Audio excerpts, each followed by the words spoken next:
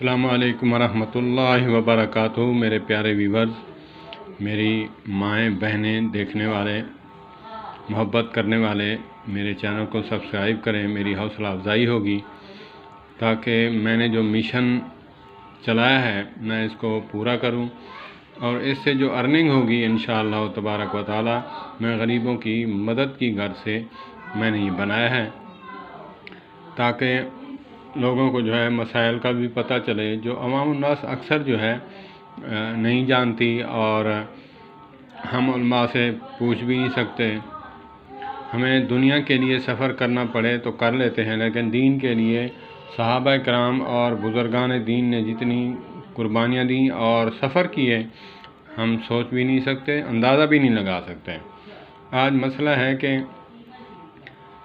دیہاتوں میں یا پھر ایسی جگہ کے جہاں راستہ ہے، گزر ہے، راہ ہے، درخت ہے، آقا کریم علیہ الصلوۃ والسلام نے یہاں پیشاب کرنے سے منع فرمایا ہے، کیونکہ راستہ اور جہاں مسافر خانہ بنا ہے وہاں پہ بغلم بھی نہ ڈالیں راستے میں اور پیشاب بھی نہ کریں، تاکہ کسی کو جو ہے راستے میں تکلیف نہ ہو۔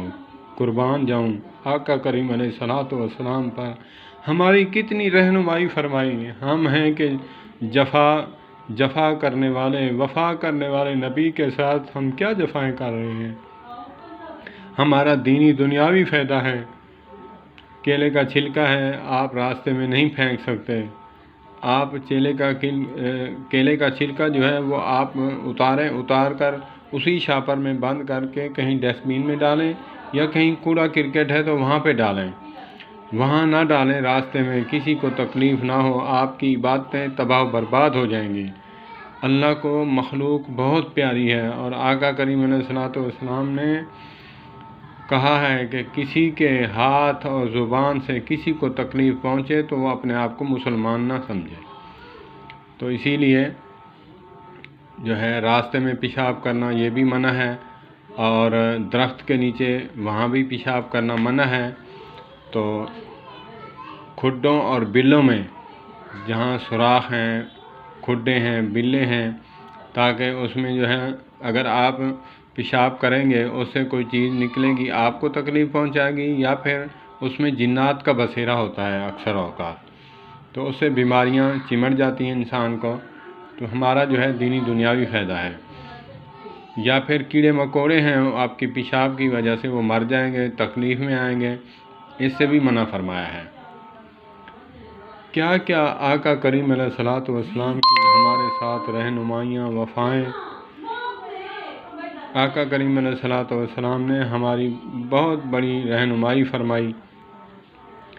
ہم اس نبی کو بھول بیٹھے جس نبی نے ہمارے لیے رات دن جو ہے ایک کر دیا۔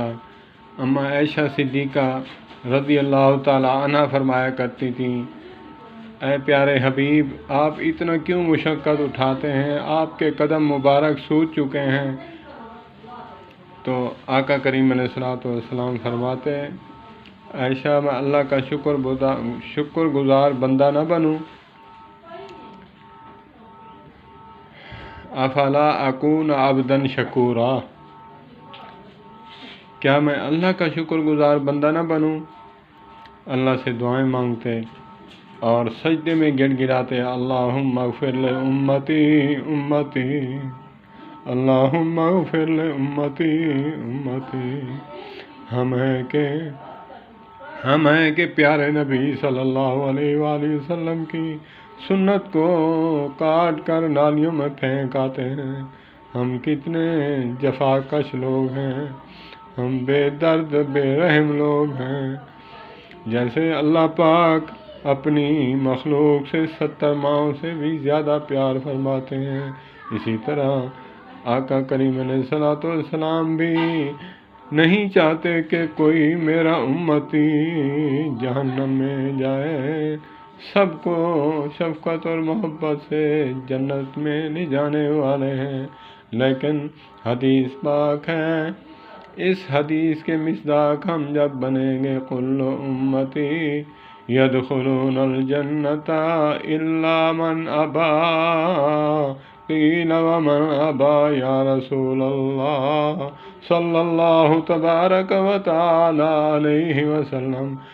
اس حدیث پاک کا مفہوم ہے کل امتی، میری پوری کی پوری امت جنت میں داخل ہوگی، الا من ابا، مگر جس نے انکار کیا۔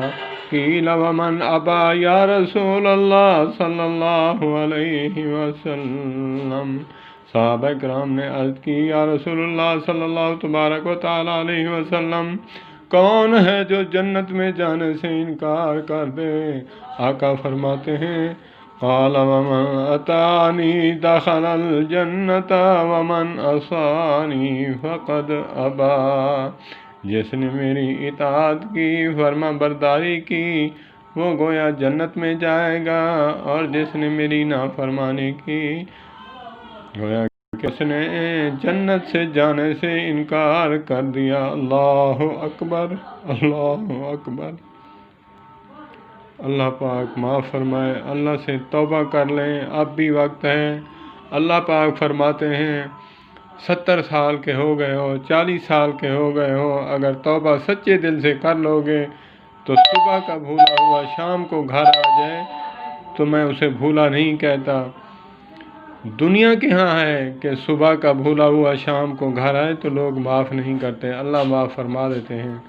تو اسی لیے اللہ کے نبی صلی اللہ علیہ وآلہ وسلم کا ہم پر حق ہے کہ ان پر کثرت سے درود بھیجیں، ہمارے لیے مشقتیں اٹھاتے رہیں، ہمارے لیے جو ہے دعائیں مانگتے رہیں۔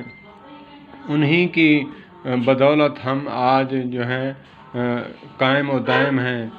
اگر آقا کریم علیہ الصلوۃ والسلام دعا نہ فرماتے کہ میری امت کو اللہ ایسے جو ہے یکدم عذاب دے کر پہلی امتوں کی طرح تباہ و برباد نہ کرنا، تو یہ دعا قبول ہوئی اللہ کے نبی صلی اللہ علیہ وآلہ وسلم کی۔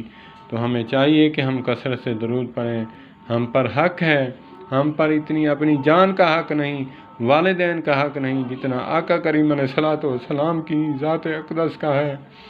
ہمیں چاہیے اللہم صلی علی سیدنا محمد وعلی آل سیدنا محمد وبارک وسلم، اللہم صلی علی محمد وعلی آل محمد کما صلیت علی ابراہیم وعلی آل ابراہیم انک حمید مجید، اللہم بارک علی محمد وعلی آل محمد کما بارکت علی ابراہیم وعلی آل ابراہیم انک حمید مجید۔